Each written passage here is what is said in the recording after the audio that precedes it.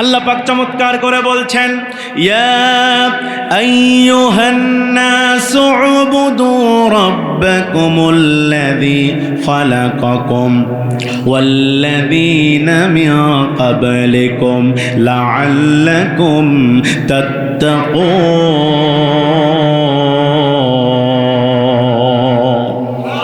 আল্লাহ রাব্বুল আমিন ডাকতে বলছেন, ইয়া আইয়ুহান নাস, হে মানব জাতি, হে মানব মণ্ডলী, আমি আল্লাহ পাক তোমাদেরকে বলছি, উবুদু রাব্বাকুম, তোমরা তোমাদের রবের ইবাদত করবে, তোমরা তোমাদের রবের গোলামি করবে।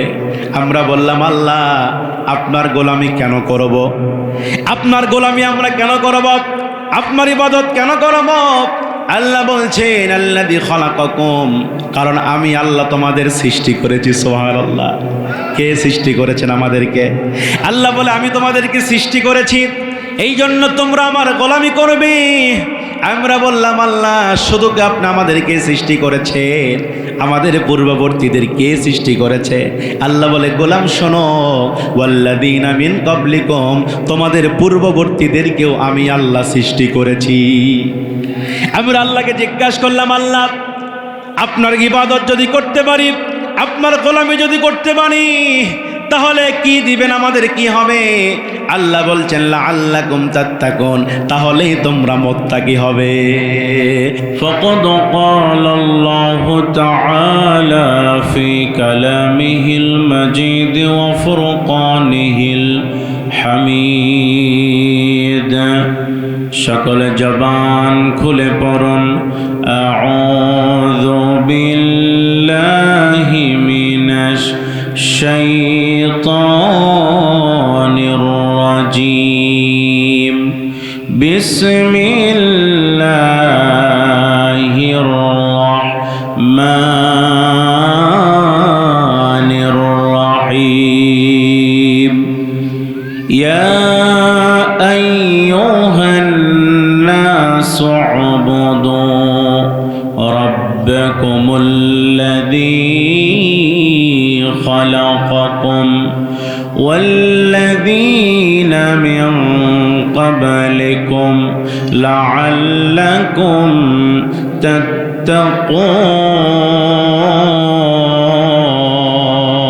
تتقون. صدق الله المولانا العظيم وصدق رسوله النبي الكريم ونحن على ذلك من الشاهدين والشاكرين. إن الله وملائكته يصلون على النبي يا أيها الذين آمنوا صلوا عليه وسلموا تسليما. সবাই পড়েন, اللهم صل على محمد وعلى آل محمد كما صليت على إبراهيم وعلى آل إبراهيم إنك حميد مجيد. اللهم بارك على محمد وعلى آل محمد كما باركت على إبراهيم وعلى آل إبراهيم إنك حميد مجيد. বাংলাদেশের ঐতিহ্যবাহী চাঁপাইনবাবগঞ্জ জেলা ভোলাহাট থানার অন্তর্গত ময়ামারি হিফজুল কোরআন নুরানি মাদ্রাসার উন্নতিকল্পে পঞ্চম বার্ষিকী বিরাট ইসলামী জালসা। আজকের এই মাহফিলে আল্লাহ সুবহানাহু ওয়া তাআলা যাকে সভাপতি হিসেবে কবুল করেছেন, আপনাদের এলাকার কৃতি সন্তান, বিশিষ্ট আলেমে দ্বীন, হাজারো আলেমের ওস্তাদ আলহাজ মাওলানা মোহাম্মদ আব্দুল খালেক, অবসরপ্রাপ্ত অধ্যক্ষ খালে আলমপুর দারুস সুন্নাহ আলিম মাদ্রাসা। আমরা দোয়া করছি আল্লাহ পাক যেন প্রিয় হুজুরকে ইসলামের জন্য দ্বীনের জন্য, কোরআনের জন্য কবুল আর মঞ্জুর করে নেয়। সকলে বলেন আমিন। সহসভাপতি জনাব মাওলানা জসিম উদ্দিন, সিনিয়র শিক্ষক, ময়াবাড়ি দাখিল মাদ্রাসা, আল্লাহ পাক প্রিয় হুজুরকেও কবুল করুন। সকলে বলেন আমিন। জনাব মোহাম্মদ আমজাদ হোসেন, সভাপতি অত্তর প্রতিষ্ঠান, আল্লাহ পাক তাকেও কবুল করেন। আমিন বলেন। মাওলানা মোহাম্মদ আফতাবউদ্দিন, খতিব, ময়াবাড়ি জামে মসজিদ, আল্লাহ পাক প্রিয় ভাইকেও কবুল করেন। সকলে বলেন আমিন। আজকের মাহফিলের সম্মানিত প্রধান অতিথি জনাব গোলাম মোহাম্মদ ফিটু মিয়া, পরিচালক, চাপাই এগ্রো প্রোডাক্ট প্রাইভেট লিমিটেড। দোয়া করি আল্লাহ পাক যেন প্রিয় ভাইকে দ্বীনের জন্য কবুল করেন। সকলে বলেন আমিন। উপস্থিত সম্মানিত বিশেষ অতিথিবৃন্দ, আমন্ত্রিত অতিথিবৃন্দ, বিশেষ করে আজকের এই প্রোগ্রামে উপস্থিত হয়েছেন বিভিন্ন ওলামায়ে কারাম, বিভিন্ন জায়গা থেকে ছুটে আসা ইসলাম প্রিয়, দিন প্রিয় তাওহীদি জনতা, পর্দার আড়ালে অবস্থানরত অবলা সরলা সতী সাধবী আমার মা এবং বোনেরা, সকলের প্রতি আমার আন্তরিক মোবারকবাদ এবং ভক্তিপূর্ণ সালাম। আসসালামু আলাইকুম রহমতুল্লাহ।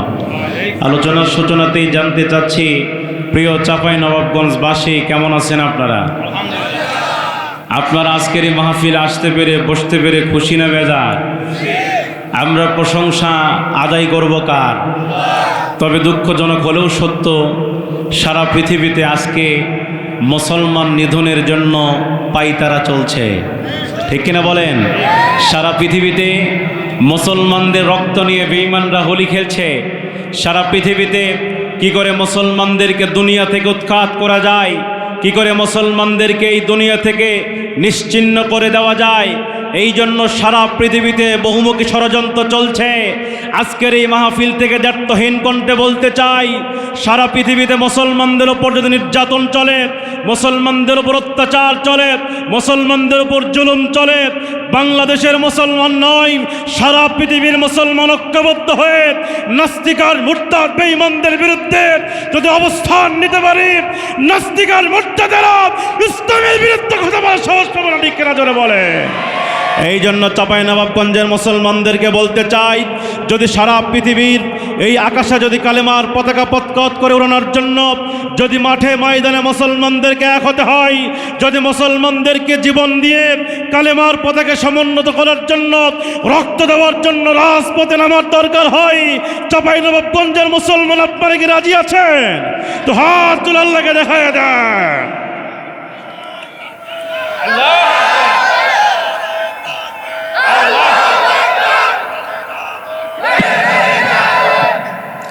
আপনারা কি ভয় পাচ্ছেন?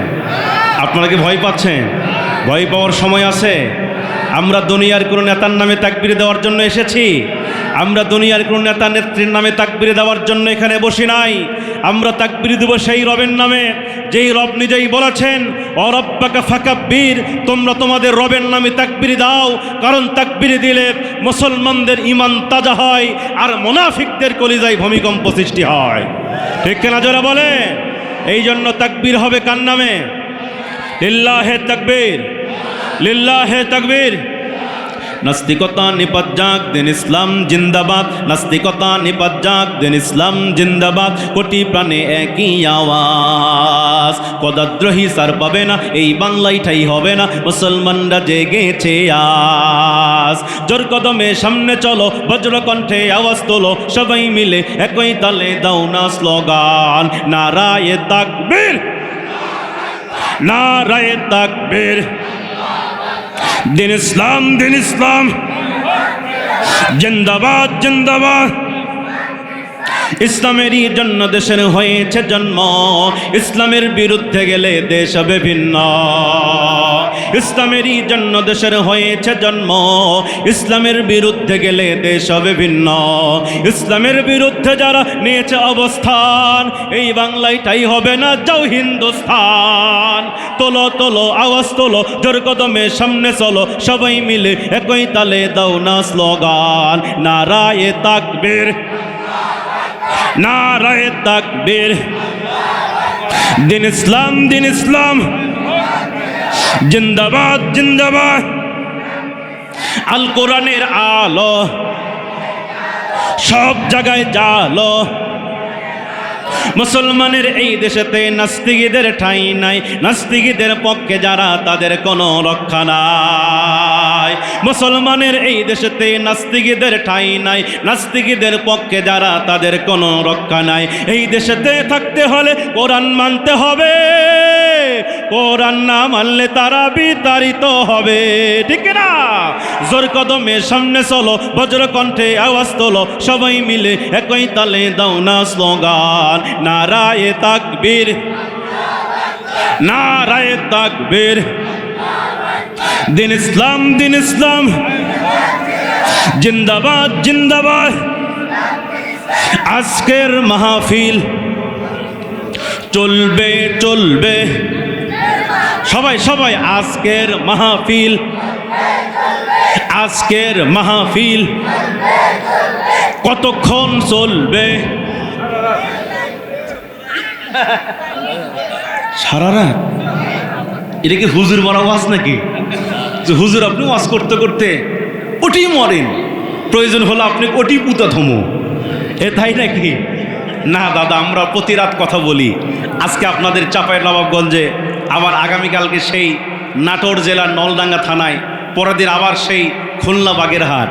এই যে এক জেলা থেকে আরেক জেলা, এক বিভাগ থেকে আরেক বিভাগে আমরা প্রতিদিন ছুটে যাই। জার্নি করলে কষ্ট আছে না নাই? জোরে কোন আছে না নাই? এজন্য আমি কমিটিকে বলেছিলাম, ভাই আমাকে 10টাই দেন, কারণ আমরা মোটামুটি 10টা থেকে 12টা পর্যন্ত আলোচনা করি, ঠিক কিনা বলেন? কারণ আজকে কয় তারিখ? দাওয়াত নিছি কয় তারিখের? 9 তারিখ। এখন বাজে 12টা হলো 7 বাজে। এখন কয় তারিখ?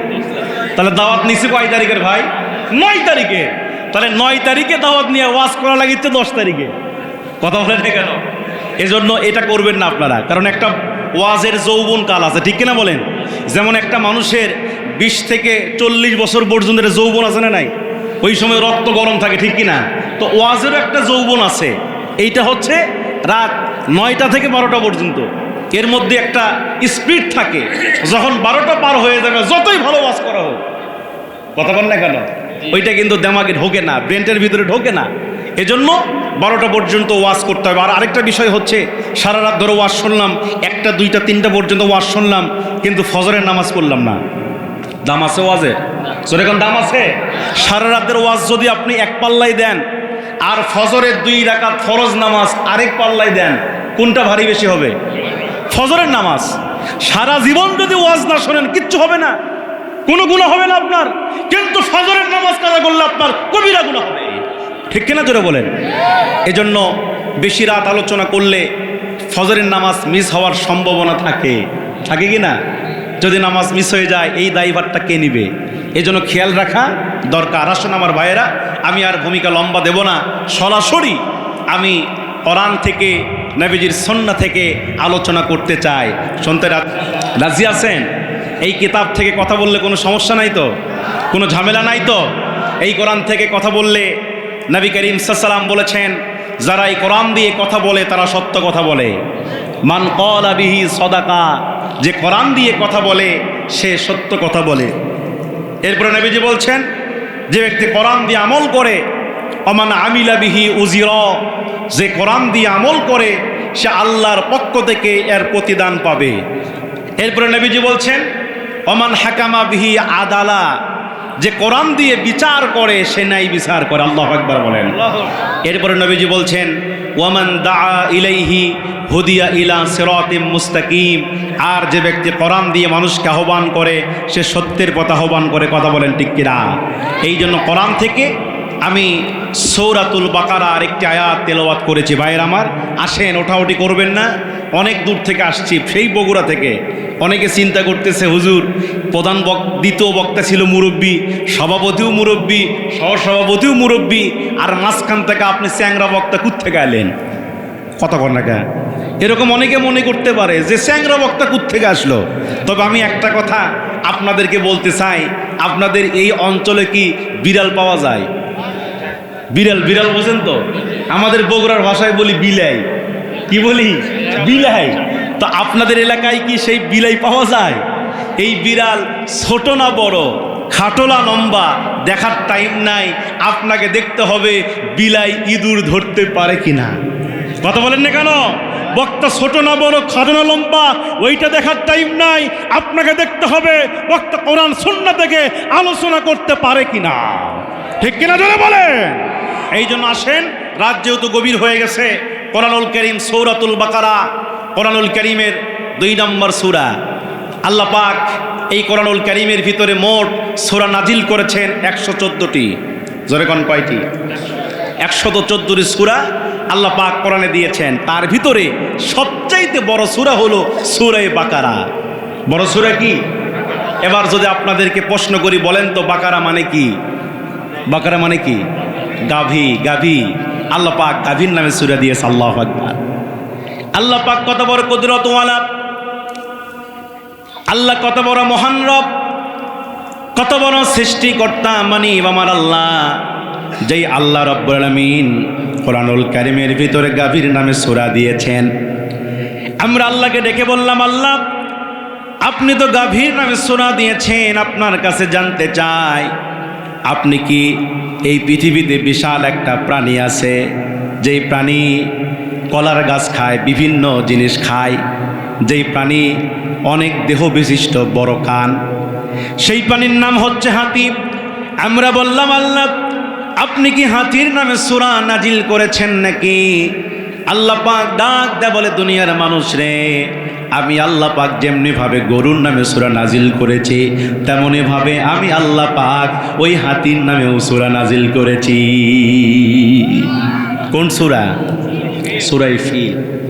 এবার আমরা আল্লাহকে আবার জিজ্ঞাসা করলাম, আল্লাহ আপনি দুনিয়াতে গাভীর নামে সূরা দিলেন, আপনি দুনিয়াতে হাতির নামে সূরা দিলেন, এবার আপনার কাছে জানতে চাই, আল্লাহ ছোট্ট একটা প্রাণী আপনি সৃষ্টি করেছেন, যেই প্রাণী খুব ছোট আকারে চলাফেরা করে, যেই প্রাণীর নাম হলো পিপিলিকা। আল্লাহ আপনি কি পিপিলিকার নামে সূরা দিয়েছেন নাকি? আপনি কি পিপিলিকার নামে সূরা নাজিল করেছেন নাকি? এই প্রশ্ন যখন আপনি আল্লাহকে করবেন, আল্লাহ ডাক দে বলে, গোলাম রে, আমি আল্লাহ পাক ওই গাভীর নামে সূরা নাজিল করেছি, আমি আল্লাহ পাক হাতির নামে সূরা নাজিল করেছি, আমি আল্লাহ পাক ছোট্ট প্রাণী পিপিলিকাকে বাদ দেই নাই, আমি আল্লাহ ওই পিপিলিকার নামেও সূরা নাজিল করেছি। কোন সূরা বলেন তো? সূরা নামল। নামল মানে পিপিলিকা। তাহলে এখান থেকে বোঝা যায় আল্লাহ শুধু হাতির রব নয়, আল্লাহ শুধু গাভীর রব নয়। এই পৃথিবীতে যত মাখলুক আল্লাহ সৃষ্টি করেছেন, প্রত্যেক মাখলুকের রবকে, জোরে বলেন রবকে। এই জন্য আল্লাহ পাক চমৎকার করে বলছেন, আল্লাহ পাক চমৎকার করে বলছেন, ইয়া আইয়ুহান নাসু উবুদু রাব্বাকুমুল্লাযী খালাকাকুম ওয়াল্লাযীনা মিন ক্বাবলিকুম লাআল্লাকুম তাত্তাকুন।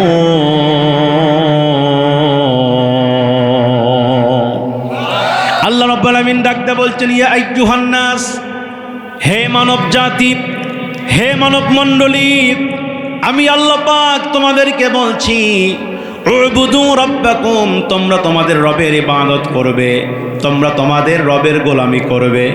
আমরা বললাম, আল্লাহ আপনার গোলামি কেন করব? আপনার গোলামি আমরা কেন করব? আপনার ইবাদত কেন করব? আল্লাহ বলছেন, আল্লাযী খালাকাকুম, কারণ আমি আল্লাহ তোমাদের সৃষ্টি করেছি। সুবহানাল্লাহ। কে সৃষ্টি করেছেন আমাদেরকে? আল্লাহ বলে, আমি তোমাদেরকে সৃষ্টি করেছি, এই জন্য তোমরা আমার গোলামি করবে। আমরা বললাম, আল্লাহ শুধু কি আপনি আমাদেরকে সৃষ্টি করেছেন, আমাদের পূর্ববর্তীদের কে সৃষ্টি করেছে? আল্লাহ বলে, গোলাম শোনো, ওয়াল্লাযীনা মিন ক্বাবলিকুম, তোমাদের পূর্ববর্তীদেরকেও আমি আল্লাহ সৃষ্টি করেছি। আমরা আল্লাহকে জিজ্ঞাসা করলাম, আল্লাহ আপনার ইবাদত যদি করতে পারি, আপনার গোলামি যদি করতে পারি, তাহলে কি দিবেন আমাদের, কি হবে? আল্লাহ বলছেন, লাআল্লাকুম তাত্তাকুন, তাহলেই তোমরা মুত্তাকি হবে। আল্লাহু আকবার বলেন। আর মুত্তাকি হতে পারলেই তোমাদের স্থান হবে জান্নাতে। সুবহানাল্লাহ বলেন। স্থান কোথায় হবে? জান্নাতে হবে। মুত্তাকি যারা হবে এরা হবে জান্নাতি। আর যারা মুত্তাকি এরা ইমানদার নাকি বেঈমান? যারা ইমানদার নাকি বেঈমান? আল্লাহ বলছেন ইমানদার হবে মুত্তাকি, যাদের ঈমান আছে এরা জান্নাতি হবে। আল্লাহ পাক সূরা বাকারার 82 নম্বর আয়াতে চমৎকার করে বলছেন ওয়াল্লাযীনা আমানু ওয়া আমিলুস সালিহাতি উলাইকা আসহাবুল জান্নাহ হুম ফিহা খালিদুন। আল্লাহ বলছেন ওয়াল্লাযীনা আমানু, যাহারা ঈমান এনেছে, যাহারা এক আল্লাহকে বিশ্বাস করেছে, ওয়া আমিলুস সালিহা, এবং দুনিয়াতে নেক আমল করেছে, আল্লাহ বলে উলাইকা আসহাবুল জান্নাহ, এরাই হলো জান্নাতের অধিবাসী। আমরা বললাম আল্লাহ জান্নাতে তারা কতদিন থাকবে? আল্লাহ বলছেন হুম ফিহা খালিদুন, এই জান্নাতে ইমানদার বান্দারা থাকবে চিরকাল। আবার আল্লাহ পাক সূরা কাহফের মধ্যে দলিল দিচ্ছেন যারা ইমানদার হবে তারা জান্নাতি হবে। আল্লাহ পাক সূরা কাহফের 107 নম্বর আয়াতের ভিতরে চমৎকার করে বলছেন ইন্নাল্লাযীনা আমানু ওয়া আমিলুস সালিহাতি কানাত লাহুম জান্নাতুল ফিরদাউসি নুজুলা। জোরে বলেন আল্লাহু আকবার। আল্লাহ বলছেন ইন্নাল্লাযীনা আমানু, নিশ্চয় যারা ঈমান এনেছে, ওয়া আমিলুস সালিহা, এবং নেক আমল করেছে, আল্লাহ বলছেন কানাত লাহুম জান্নাতুল ফিরদাউসি নুজুলা, আমি আল্লাহ তাদেরকে এমন একটা জান্নাতের মেহমানদারি করাবো যেই জান্নাতের নাম হবে জান্নাতুল ফিরদাউস। ওই জান্নাতে আমরা তো সবাই যেতে চাই কিনা? জোরে বলেন সবাই যেতে চাই কিনা? ওই জান্নাতে যাইতে গেলে ইবাদত করতে হবে কার? গোলামি করতে হবে কার? আইন মানতে হবে কার? ওই জান্নাতি হতে গেলে এই দুনিয়াতে ইমানের পরীক্ষা দিতে হবে। যেমন নবী রাসূল ইমানের পরীক্ষা দিয়েছেন, সাহাবীরা পরীক্ষা দিয়েছেন, ইমানের অগ্নি পরীক্ষা দিয়ে তারা জান্নাত পেয়েছেন। কথা বলেন ঠিক কিনা? তাহলে জান্নাত পেতে গেলে পরীক্ষা দেওয়ার দরকার আছে না নাই? কোরআন করে দেখেন, এই কোরআনে আল্লাহ পাক প্রায় 25 জন নবীর কথা বলেছেন। কয়জন নবী? 25 জন নবীর কথা আপনি কোরআনে পাবেন। এই নবীরা দুনিয়াতে ঈমানের পরীক্ষা দিয়েছেন। এই কোরআন খুলে দেখবেন আল্লাহ পাক এই কোরআনে হযরতে ইব্রাহিম আলাইহিস সালামের কথা বলছেন, যে ইব্রাহিম আলাইহিস সালাম ছিল আমাদের জাতির পিতা। জোরে বলেন কি? মিল্লাত আবিকুম ইব্রাহিম ওয়া সাম্মাকুমুল মুসলিমিন, এই মুসলিম মিল্লাতের জাতির পিতা হলো ইব্রাহিম। কিন্তু 17 বছর ধরে স্লোগান দিয়েছে জাতির পিতা নাকি শেখ মুজিব। কথা বলেন না কেন? তারা বলেছে জাতির পিতা নাকি শেখ মুজিব। আমরাও রাজপথে দায়িত্বহীন কণ্ঠে বলেছি শেখ মুজিব জাতির পিতা হতে পারে না। শেখ মুজিব ঘোড়ার ডিম, আর জাতির পিতা হলো ইব্রাহিম। জাতির পিতাকে এই ইব্রাহিম আলাইহিস সালাম, তিনি আমাদের জাতির পিতা। ঈমানের অগ্নি পরীক্ষা দিয়েছেন ভাইয়ের আমার। হযরত ইব্রাহিম আলাইহিস সালাম যখন এক আল্লাহর দাওয়াত দিচ্ছিলেন, এক রবের দাওয়াত যখন তিনি দিচ্ছিলেন, ওই সময় স্বৈরাচার ছিল নমরুদ। জোরে বলেন কে? নমরুদ খোদাই দাবি করল, নিজেকে রব দাবি করল। স্বৈরাচার নমরুদ ইব্রাহিম আলাইহিস সালামকে ডেকে বলছে, ইব্রাহিম তুমি তোমার কালেমার দাওয়াত বন্ধ করে দাও, তুমি তোমার ঈমানের দাওয়াত বন্ধ করো। ইব্রাহিম আলাইহিস সালাম বলছেন আমি ঈমানের দাওয়াত বন্ধ করতে পারবো না। ইব্রাহিম আলাইহিস সালাম বলছেন যেই রবের দাওয়াত নিয়ে এসেছি এই দাওয়াত আমি বন্ধ করতে পারবো না। নমরুদ ডাক দা বলছেন, ইব্রাহিম তুমি যদি দাওয়াত বন্ধ না করো তাহলে আমি তোমাকে আগুনে পুড়িয়ে মারবো। নাউজুবিল্লাহ বলবেন না? আমি তোমাকে আগুনে পুড়িয়ে মারবো। ইব্রাহিম আলাইহিস সালাম তখন বলছেন, নমরুদ রে তুমি আমাকে যতই মারার চেষ্টা করো না কেন, আমার রব আমাকে হেফাজত করবে। বাঁচানোর মালিক কে? মালিক কে? মারার মালিক কে? আল্লাহ যদি কাউরে বাঁচাতে চায় দুনিয়ার কোন মানুষ তারে মারতে পারবে? জোরে বলেন পারবে? আর আল্লাহ যদি কাউরে মারতে চায় দুনিয়ার র্যাব, বিডিআর, পুলিশ তারে বাঁচাইতে পারে না। কথা বলেন না কেন? এই 16 বছর ধরে ফ্যাসিবাদী সরকার নির্যাতন, জুলুম, অত্যাচার করেছে। এমনকি নিরীহ ছাত্রদের বুকে গুলি চালিয়ে ছাত্রদের বুককে ঝাঁঝরা করেছে শুধুমাত্র ক্ষমতার চেয়ে থাকার জন্য। ঠিক কিনা বলেন? কিন্তু থাকতে পেরেছে।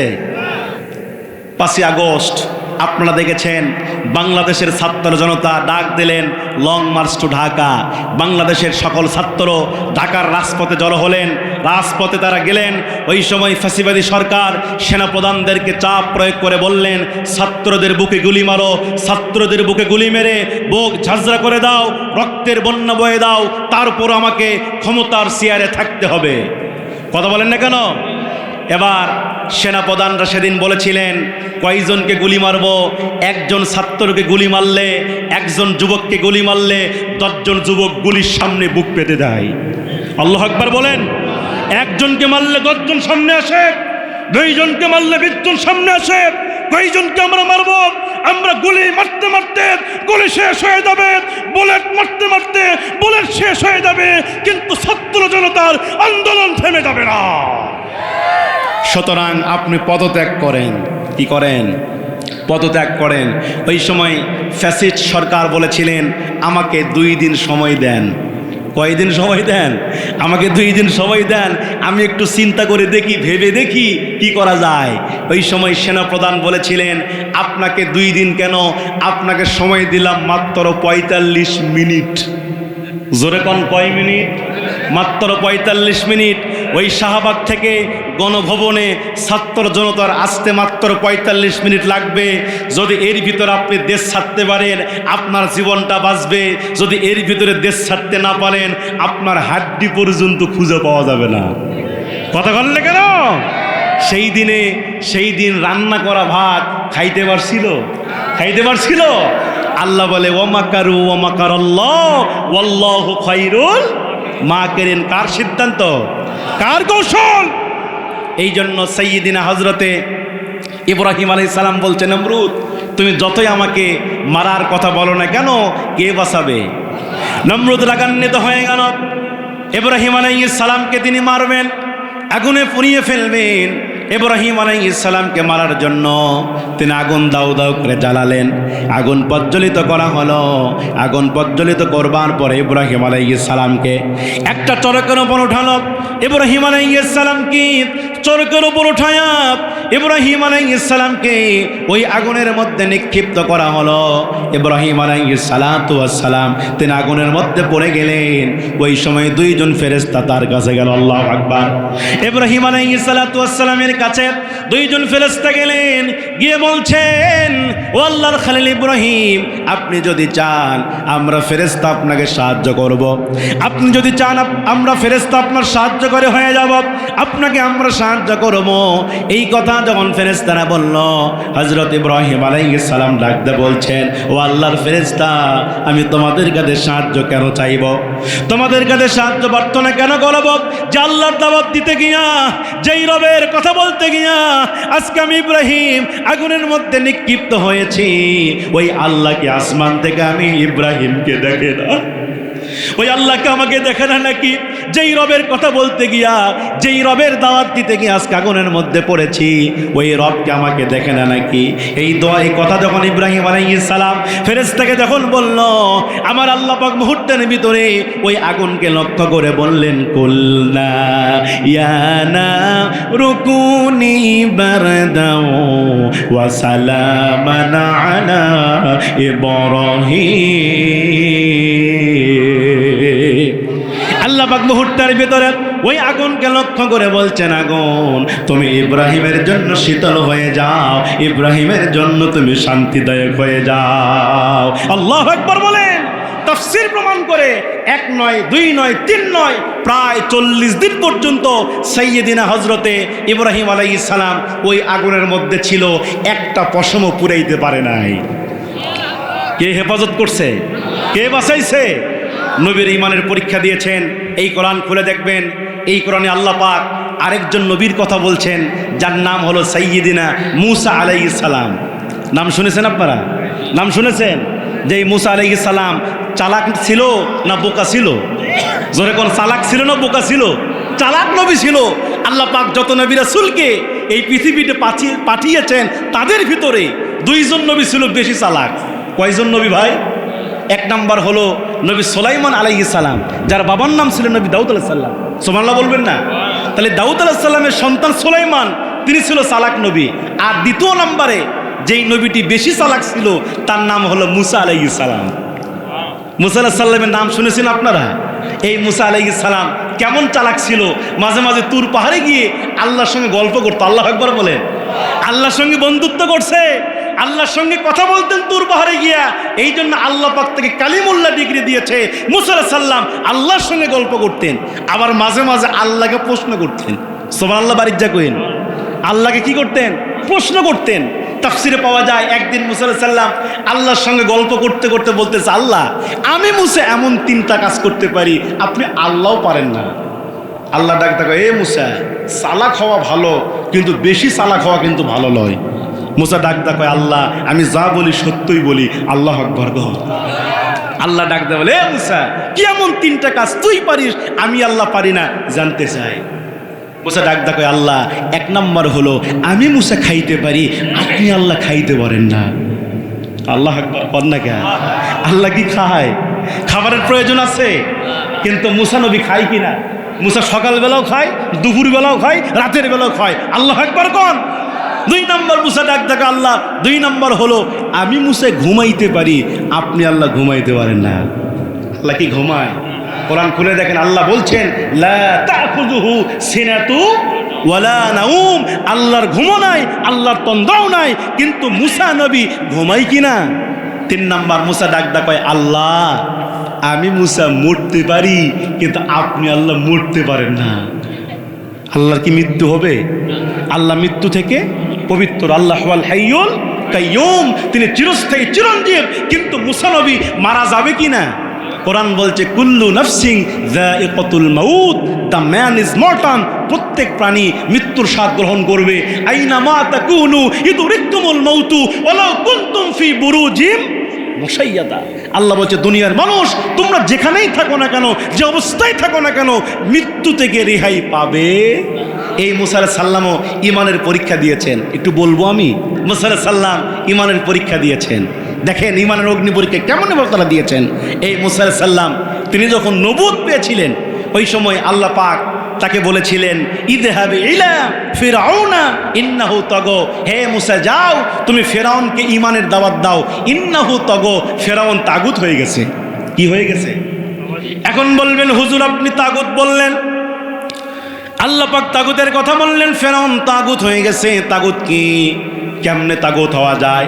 মুফাসসিরিনে কেরাম ব্যাখ্যা করেছেন, তাগুত বলা হয় ওই শক্তিকে যেই শক্তি নিজে ইসলাম মানে না, অন্যকে মানতে দেয় না, যেই শক্তি নিজে কোরআন মানে না, অন্যকে মানতে দেয় না, যেই শক্তি নিজে নামাজ পড়ে না, অন্যকে নামাজ পড়তে দেয় না, যেই শক্তি নিজে কোরআনের আইন মানে না, অন্যকেও মানতে দেয় না, এইটা হচ্ছে তাগুতি শক্তি।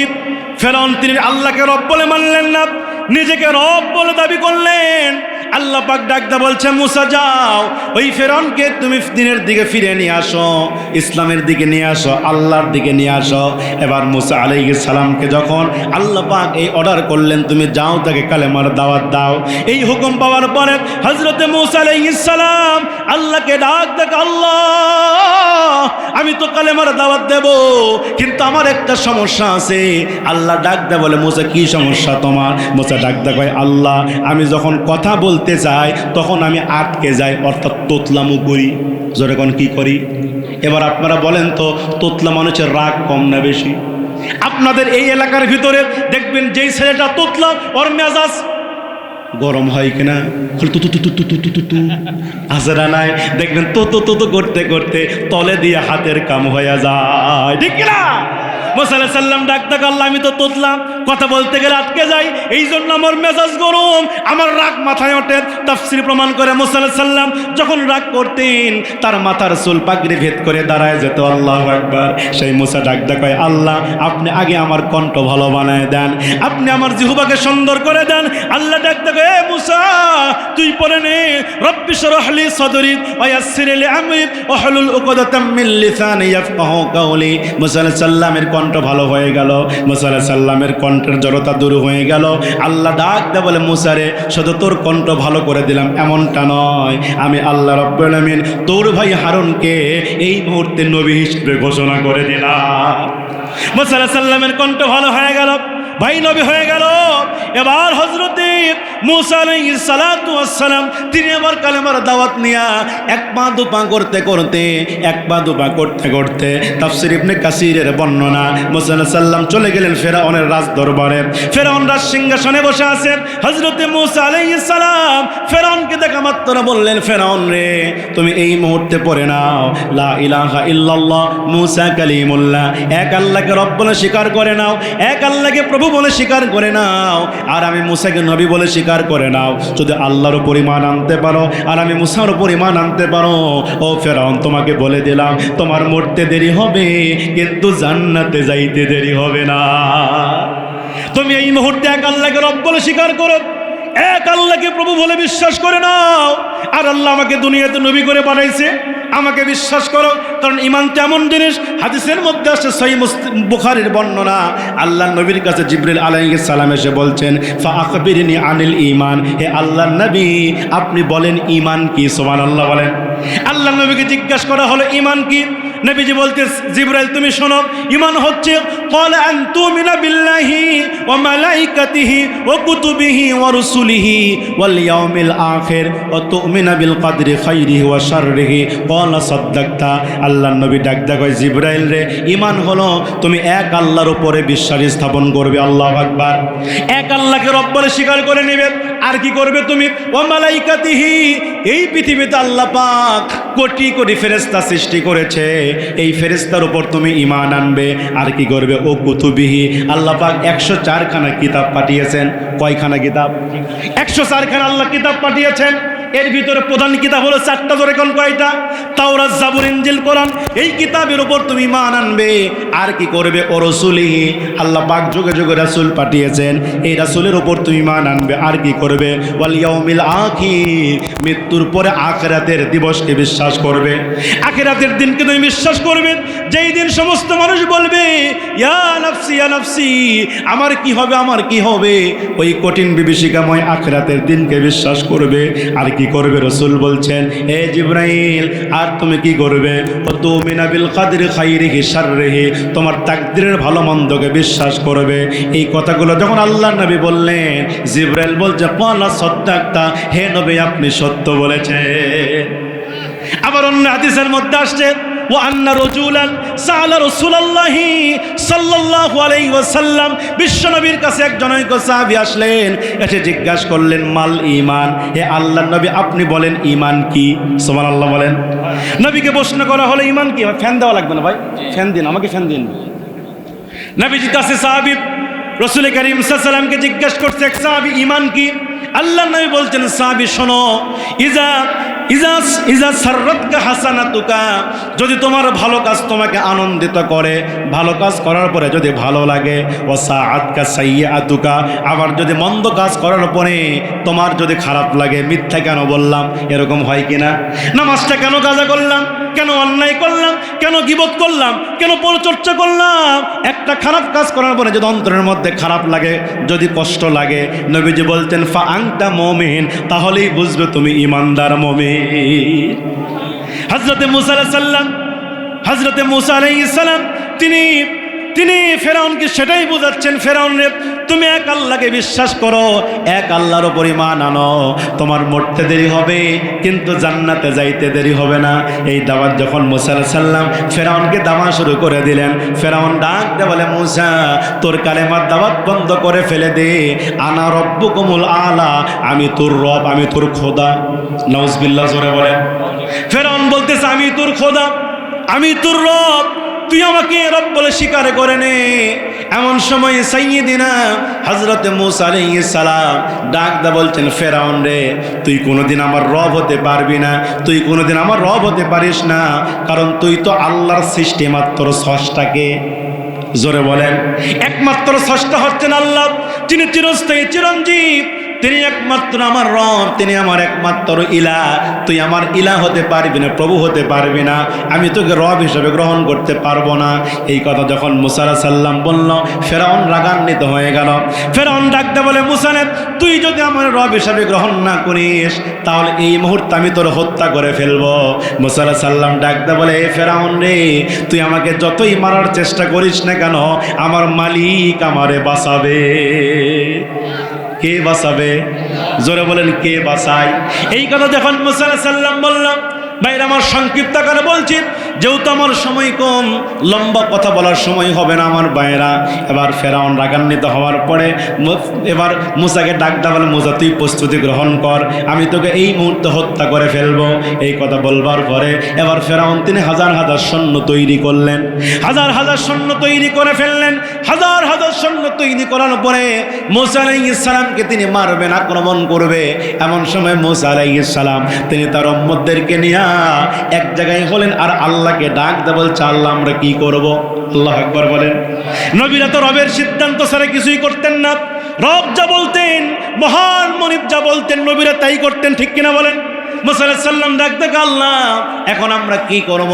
আপনার সিদ্ধান্ত, ফেরাউন তো আমাদেরকে মারতে চায়। আল্লাহ ডাক দে বলে, মুসা রে, তুই এই মুহূর্তে দৌড় মার। আল্লাহু আকবার বলেন। এই মুহূর্তে কি কর?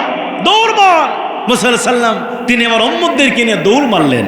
মুসা আলাইহিস সালাম দৌড়াইতে দৌড়াইতে দৌড়াইতে দৌড়াইতে এমন একটা জায়গায় গিয়ে থেমে গেলেন, যেই জায়গাতে ছিল লোহিত সাগর। কোন সাগর ভাই? লোহিত সাগর। তাদের সামনে মুসা আলাইহিস সালাম উম্মতদেরকে নিয়ে থেমে গেলেন। এবার মুসা আলাইহিস সালাতু ওয়াস সালামের উম্মতেরা দেখতেছে ফেরাউন বাহিনী তিন দিক দিয়ে আক্রমণ করেছে, ডান দিক দিয়ে আক্রমণ করেছে, বাম দিক দিয়ে আক্রমণ করেছে, পিছন দিক দিয়ে আক্রমণ করেছে। আর সামনে কি নদী না, সাগর। সামনে কি? লোহিত সাগর, মহাসমুদ্র। তাহলে বিপদ কয় দিক থেকে? চার দিক থেকে। কয় দিক থেকে? ডান দিয়ে গেলে ফেরাউন বাহিনী ধরবে, বাম দিকে গেলেও ফেরাউন বাহিনী ধরবে, পিছনে গেলে ফেরাউন ধরবে, আর সামনে যদি লোহিত সাগরে যায় ডুবে মরে যাবে। তাহলে বিপদ কয় দিকে? চারদিকে, চতুর সাইডে বিপদ, নিশ্চিত তাদের সামনে মৃত্যু। এই বিপদের মধ্যে পড়ার পরে মুসা আলাইহিস সালামের উম্মতেরা মুসা নবীকে ডাক দিয়ে বলছেন, হে আমাদের পয়গম্বর মুসা, আজকে বুঝি আমরা ধরা পড়েই গেলাম। মুসা আলাইহিস সালাম ডাক দিয়ে বলে, উম্মতেরা তোমরা টেনশন করো না, চিন্তা করো না, আমাদের সাথে আল্লাহ আছে। আল্লাহু আকবার বলে। দেখেন নবীদের ঈমান কত দামি হয়। চতুর সাইডে বিপদ, নিশ্চিত মৃত্যু। ডান দিয়ে গেলে ধরা খাবে, বাম দিয়ে গেলে ধরা খাবে, পিছনে গেলে ধরা খাবে, সামনে লোহিত সাগরে গেলে পানিতে ডুবে মরে যাবে। তারপরে বলতেছে আমাদের সাথে কি আছে? এটা নবীদের ঈমান। এই জন্য কোনো মুহাদ্দিসিন কেরাম ব্যাখ্যা করেছেন, এই পৃথিবীতে ঈমান হবে তিন ধরনের। ঈমান হবে কয় ধরনের? এক নম্বর হবে নবীদের ঈমান। এক নম্বর কাদের ঈমান? নবীদের ঈমান। দুই নম্বর ফেরেশতাদের ঈমান। আর তিন নম্বর উম্মতের ঈমান। নবীদের ঈমান কখনো কমে না, শুধু বাড়তেই থাকে। আল্লাহু আকবার বলেন।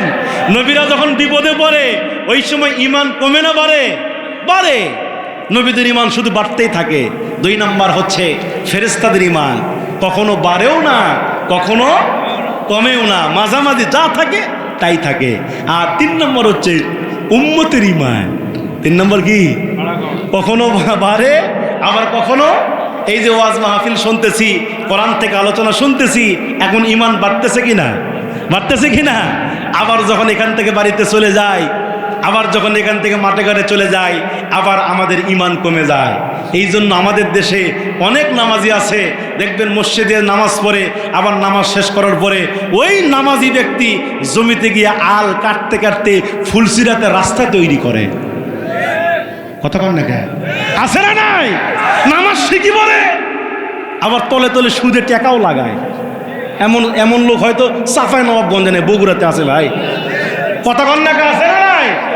নামাজ শিখি পড়ে আবার সুদে টাকা লাগায়, নামাজ শিখি পড়ে আবার ঘুষও খায়। রমজান মাসে ঘুষ বন্ধ হয়নি। রমজান মাসে দিনের বেলা যখন ঘুষ দিবা আসছে, কতটা হাতত লওয়া যাবে না, আমি রোজা আছি, ডয়ার খুলে দিতে ওর মধ্যে থুয়ে দিয়ে ইফতারি করে ওটা তুলবো। কথা কন না কে? এমন ঘুষারও আছে না নাই? এই জন্য ভাইয়ের আমার, এই জন্য উম্মতের ঈমান কখনো বাড়ে আবার কখনো কমে। সাইয়েদনা মুসা আলাইহিস সালাম ডাক দেয় বলে, উম্মতেরা টেনশন করো না, কে আছে? কে আছে? আল্লাহ সাথে আছে, হতাশ হয় না, আল্লাহ পাক আসমান থেকে সাহায্য করবে। আল্লাহু আকবার বলেন। এবার সাইয়েদনা মুসা আলাইহিস সালাম তিনি এবার আল্লাহর কাছে সাহায্য প্রার্থনা করছেন, আল্লাহ আমরা আজকে বিপদের মধ্যে পড়ে গেছি, আল্লাহ ডান দিকে বাম দিকে সামনে পেছনে চতুর সাইডে বিপদ, আল্লাহ তুমি ছাড়া সাহায্য করার মতো কেউ নাই, আল্লাহ আপনি আসমান থেকে সাহায্য করেন। আল্লাহ ডাক দেয় বললেন, মুসা তোর হাতে ওইটা কি? মুসা কয় আসা। আসা মানে কি? আসা মানে কি? লাঠি। আল্লাহ পাক ডাক দেয় বলেন, এ মুসা তোর হাতে যে লাঠি আছে ওই লাঠি দিয়ে তুই কি করিস? মুসা ডাক দেয়, আল্লাহ আমি লাঠি দিয়ে দুইটা কাজ করি। সুবহানাল্লাহ বলবেন না? আল্লাহ ডাক দেয় বলছেন, মুসা রে তোমার হাতের মধ্যে যেই লাঠি আছে এই লাঠি দিয়ে তুমি কি করো? মুসা আলাইহিস সালাম ডাক দেয়, আল্লাহ লাঠি দিয়ে দুইটা কাজ করি। আল্লাহ ডাক দেয় বলে, মুসারে কি দুইটা কাজ করো? মুসা আলাইহিস সালাম ডাক দেয় বলে, আল্লাহ এক নাম্বার হলো এই লাঠি দিয়ে আমি মুসা প্রত্যেক দিন বকরির জন্য পাতা পারি। মুসা আলাইহিস সালাম লাঠি দিয়ে বকরির পাতা পারে, তার মানে বোঝা যায় বকরির পাতা সেই ব্যক্তি পারে যার বাড়িতে বকরি থাকে। ঠিক কিনা জোরে বলেন? যার বাড়িতে বকরি থাকে, যে বকরি চড়ায় সে কিন্তু বকরির পাতা পারে। তার মানে বোঝা যায় মুসা আলাইহিস সালাম ছিল বকরির রাখাল। সরেগণ কিসের রাখাল? তাহলে মুসা আলাইহিস সালাম যদি এত বড় একজন নবী হয়ে যদি বকরির রাখালগিরি করতে পারে, এ চাপায়ের মুসলমান আমি আপনাদেরকে বলতে চাই, আপনারা বলেন তো নবীরা কি শুধু নবী ছিলেন না ওই সমাজের নেতা ছিলেন? জোরে বলেন কি ছিলেন? নবীরা কিন্তু শুধু নবী ছিলেন না, ওই সমাজের নেতা, ওই জাতির নেতা, ওই গোত্রের নেতা, ওই কওমের নেতা। তাহলে এত বড় একজন নেতা হয়ে যদি বকরি চড়াতে পারে, তাহলে আমার দেশের নেতারা কি করে? কথা বলেন না কেন? আমার দেশের নেতারা এরা কি বকরি চড়ায়? এই 17 বছর ধরে দেখছি কত নেতারা এই করোনা ভাইরাসের সময় গরিব দুঃখীদের জন্য চাল ডাল দেওয়া হলো, কিন্তু আমার দেশের নেতারা এরা বকরি চড়ান তো দূরের কথা, চালের বস্তা আর তেলের বোতল এদের ঘরের খাটের তলে পাওয়া যায়। ঠিক কিনা? এই সকল নেতা ছিল কিনা? আমার দেশে এমন নেতা ছিল এক ওয়াক্ত নামাজ পড়ে না, কিন্তু নির্বাচন আসলে নামাজ ছাড়ে না। কথা বল না কেন? এরকম নেতা ছিল কিনা? জনগণের সামনে ভোটের আগে কত ওয়াদা দিত। জি আপনারা লিখেন লিখেন লিখেন লিখেন ইনশাল্লাহ। আমার মুসলমান ভাইয়েরা, তাহলে আমার দেশের নেতারা কি করে? ভোটের আগে এক আসরের নামাজ 4 বার পর্যন্ত পড়ে, ভোটের আগে যেখানেই দেখেন নামাজের ওয়াজ করে, আর জনগণকে ওয়াদা দেয়, ভাইয়ের আমার বোনের আমার, যদি আপনারা আমাকে নির্বাচিত করেন, আমাকে জয়যুক্ত করেন, আপনাদের এইটা করে দিব, আপনাদের ওইটা করে দিব, প্রয়োজন হলে সব করে দেব রড দিয়া। কি দিয়া ভাই? কিন্তু নির্বাচিত হওয়ার পরে এই নেতারা জনগণকে রড দেয় না, রডের বদলে আঁকাওয়ালা বাঁশ ঢুকে। কথা কন না কেন? এমন নেতা আমার দেশে ছিল কিনা? যারা বলেন ছিল কিনা? এই জন্য মুসলমান ভাইয়ের আমার, নেতা নির্বাচন করতে হবে কোরআনের নেতা। যেই নেতা বলবে নামাজ তোমরা সমাজে প্রতিষ্ঠা করো, যাকাত ভিত্তিক অর্থনীতি চালু করো, সৎ কাজ চালু করো, অসৎ কাজ বন্ধ করো, এমন নেতা নির্বাচন করা মুসলমানদের ইমানি দায়িত্ব। আল্লাহ ডাকতে বলে, মুসারে লাঠি দিয়ে 2 নম্বরে কি করো? মুসা ডাক দেখো, আল্লাহ 2 নম্বরে এই লাঠিতে ভর দিয়ে আমি মুসা রাস্তা হেঁটে যাই, আবার মাঝে মাঝে লাঠি যখন ছেড়ে দিই অজগর সাফ হয়ে যায়। মুসা আলাইহিস সালামের মুজিজা ছিল এই লাঠি। আল্লাহ পাক ডাকতে বললেন, মুসা রে তোমার হাতের মধ্যে যেই লাঠি দেখা যায় ওই লাঠি দিয়ে তুমি লোহিত সাগরের মধ্যে বাড়ি মারো। মুসা ডাকতে কয়, আল্লাহ বাড়ি মারলে কি হবে? আল্লাহ ডাকতে বলে, মুসা রে বাড়ি মেরেই দেখো আমি আল্লাহ কি বানায়া দিই।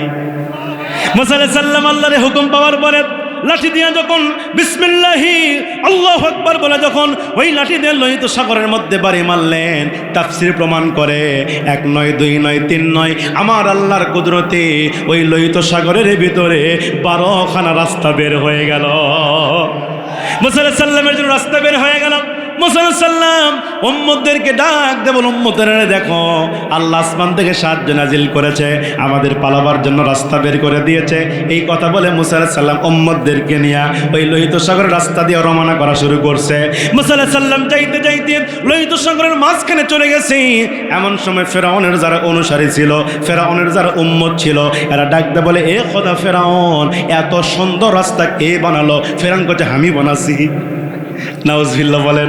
ফেরাউন ডাক ডাকে আমি বানাইছি, উম্মতেরা ছিল বড়ই চালাক, উম্মতেরা ডাক দেওয়া নেই, হে ফেরাউন খোদা আপনার এত পাওয়ার, আপনার এত ক্ষমতা আমরা তো আগে জানি না।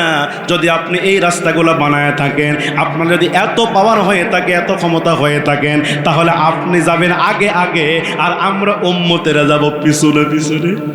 আল্লাহু আকবার কোন। আপনি যাবেন আগে আগে, আমরা উম্মতেরা যাবো পিছনে পিছনে। এই কথা যখন উম্মতেরা বলল ফেরাউনকে, ফেরাউন মুহূর্তের মধ্যে মনে মনে চিন্তা করলো দুইটা। জোরে কোন কয়টা? মনে মনে চিন্তা করলো দুইটা। এক নাম্বার চিন্তা করলো যদি এই লোহিত সাগরের রাস্তা দিয়ে হেঁটে যায়, যদি সমুদ্রের মাঝখানে গিয়া দুই ধারে পানি যদি এক জায়গায় হয়ে যায়, না জানি আমি তো শেষ হয়ে যাব। আর দ্বিতীয় নম্বর চিন্তা করলো যদি এই মুহূর্তে এই রাস্তা দিয়ে রওনা না করি, তাহলে কেউ আমাকে খোদা হিসেবে মানবে না, আমার ক্ষমতার চেয়ার থাকবে না। আগে চেয়ার বাসায়, কি বাসায়, পরে যা হয় হোক। আমার দেশেও মাঝে মাঝেই বলতো 41 45 ভাই, আরো আসতে কোন কেউ শুনবে, জোরে বলেন 45। মাঝে মাঝেই বলতে 41 সাল বন্ধ থাকবো। এখন কত সাল চলছে? 26, 41 হয়নি এখনো। মাঝে মাঝেই বলতে 41 সাল বন্ধ থাকবো, 41 সাল বন্ধ থাকবো। মনে ক্ষমতার বাপের। আল্লাহ বলে বেশি অহংকার করিস না। অত ইজ্জু মাংতাসা, অত জিল্লু মাংতাসা। আমি আল্লাহ ক্ষমতার চেয়ারে বসায় দেই, আমি আল্লাহ ক্ষমতার চেয়ার থেকে রত্তি মেরে নামায় দেই। 41 সাল কেন, 2024 সালে তোর ব্যাটারি ফিউজ হয়ে যাবে। কার ফয়সালা? জোরে কোন কার ফয়সালা? কোরআনের পাখিদেরকে বন্দী করেছিল জেলের ভিতরে। কি অপরাধ ছিল সেই মুফাসসির আল্লামা সাঈদী, যিনি 50 বছর এই কোরআন বুকে নিয়ে সারা পৃথিবীতে কোরআনের তাফসীর করেছে। আল্লামা দেলোয়ার হোসেন সাঈদী, যিনি মাঝে মাঝে কাবার গেলাপ ধরে কান্না করতেন, মাঝে মাঝে ওই কাবার ইমাম আব্দুর রহমান আস-সুদাইসি আল্লামা সাঈদীর কপালে চুম্বন করতেন। আল্লামা সাঈদীর মাহফিলে হাজার হাজার নয় লক্ষ লক্ষ মানুষের সমাগম হতো। আল্লামা সাঈদী এই কোরআনকে হাতে নিয়ে বলতেন, এই লক্ষ লক্ষ জনতা আমি সাঈদীর আকর্ষণে আসে না, এই মানুষগুলো আসে একমাত্র আল্লাহর কোরআনের আকর্ষণে। ঠিক কিনা? সে আল্লামা সাঈদীকে তারা বিদায় করেছে, আল্লামা সাঈদীকে বিদায় করে দুনিয়া থেকে বিদায় করেছে। অথচ আল্লামা সাঈদী আজ থেকে 14 বছর 15 বছর আগে যা বলে গিয়েছে, বাংলার জমিনে প্রত্যেকটা কথা বাস্তবে মিলে গেছে। ঠিক কিনা? আল্লামা সাঈদী বলে গেছিলেন, বেশি লাফালাফি করো না, গাছের গোড়া থেকে এমন একটা ঝাঁকুনি দেওয়া হবে, মামু বাড়ি দিল্লি গিয়ে পড়বা। জায়গা হয়েছে বাংলাতে। দিল্লিতে গিয়েও আপনারা দেখেছেন গত বছর থেকে খালি বারবার বলতেছে কাছে আসি, শর্ট করে ঢুকে যাব। বলতেছে কিনা? বলে কাছে আসি, টচ করে ঢুকে যাব। আমরাও বলি কোনো সমস্যা নাই, আপনি আসেন। কথা কন না কে? আপনি আসেন। আপনি যদি শর্ট করে ঢুকে যান, আমরা বাঙালি ফট করে ধরে আয়না ঘরে ঢুকাবো। ঠিক কিনা? নির্যাতন কি কম করেছে? আল্লামা সাঈদীকে তারা দুনিয়া থেকে বিদায় করেছে। শুধু আল্লামা সাঈদী নয়, বড় বড় আলেমদেরকে, নিরীহ আলেমদেরকে মিথ্যা মামলা দিয়ে হাতের মধ্যে হ্যান্ডকাপ লাগায়া, পায়ের মধ্যে বেড়ি লাগায়া, কোমরে রশি দিয়া তাদেরকে জেলের মধ্যে বন্দি করা হয়েছে। ঠিক কিনা? এবার সেই ফেরাউন তিনি চিন্তা করলাম ক্ষমতার চেয়ারে থাকতে হবে, পরে যা হয় হোক। এবার ক্ষমতার চেয়ারে থাকার জন্য তিনি আবার লোহিত সাগর রাস্তা দিয়ে রওনা শুরু করলেন। মুসা আলাইহিস সালাতু ওয়াস সালাম তিনি আবার কি করলেন? লোহিত সাগরের একেবারে তিনি কিনারে উঠে গেছে উম্মতদেরকে নিয়ে। ওই সময় ফেরাউন লোহিত সাগরের মাঝখানে, মুসা আলাইহিস সালাম উঠে গেছে কিনারায়। আল্লাহ ডাকতে বলে, জিবরাইল রে, এবার তুমি তোমার খেলা শুরু করে দাও।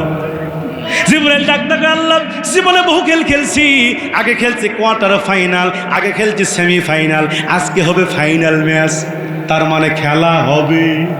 জোরে কন। এবার হযরত জিবরাইল আলাইহিস সালাতু ওয়াস সালাম তিনি আবার ফেরাউনের সঙ্গে খেলতে গিয়া দুই ধারের পানি দিয়া যখন সাটা মারে, দুই ধারের পানি দিয়া যখন সাটা মারে, তাফসীরের মধ্যে পাওয়া যায় ফেরাউনের নাকের মধ্যে পানি ঢুকে গেল, মুখের মধ্যে পানি ঢুকে গেল। পানি খাওয়ার পরে ফেরাউন তখন চুবানি খায়, ইঁদুরের মতো চুবানি খায়। চুবানি খাওয়ার পরে তিনি আল্লাহকে ডাক দিয়ে বলে, আল্লাহ আমি আপনার উপরে ঈমান আনলাম। আল্লাহ বলে, এখন খেলার নাম। আল্লাহ পাক ডাকতে বলে, জিবরাইল রে, সাটা একটু জোরে মা। হযরত জিবরাইল তিনি আবার লোহিত সাগরে পানি দিয়া সাঁটা যখন জোরে মারে, ফেরাউনের নাকের মধ্যে মুখের মধ্যে এত পরিমাণ পানি ঢুকে গেল, ফেরাউন স্থির থাকতে পারে না, খালি তিনি কাঁপাকাঁপি করে। এবার ফেরাউন ডাক দিয়ে বলে, আল্লাহ শুধু আপনার উপরে নয়, মুসা নবীর উপরে, হারুন নবীর উপরে, সব নবীর উপর ঈমান আনলাম। আল্লাহ বলে, এখন সময় নাই, আমি আল্লাহ তোর তওবা কবুল করব না, কারণ আমি আল্লাহ পাক তোকে সময় দিয়েছিলাম। এই ফেরাউন, তোর তওবার জন্য আমি আল্লাহ তোকে অবকাশ দিয়েছিলাম। তুই আমার কাছে যা চাইছিস আমি আল্লাহ তোকে তাই দিছি, তুই যা চাইছিস তাই দিয়েছি।